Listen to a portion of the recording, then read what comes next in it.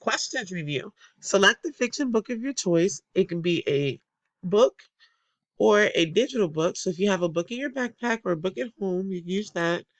Or a digital book from the link recommendations at the end of this presentation. So on this next slide, oh, go back one. No. There we go. On this list, we have 5 books. You can just click the link and go to that to hear the read aloud. You are going to fill out this graphic organizer to practice asking and answering right there questions and inferential questions. So if you need examples, just go back to any of our slides that we've already done, and you have examples there. You are going to fill out specific questions for that book. So you won't put like a blank space like our other questions had. You will fill in each question that is specific to the book.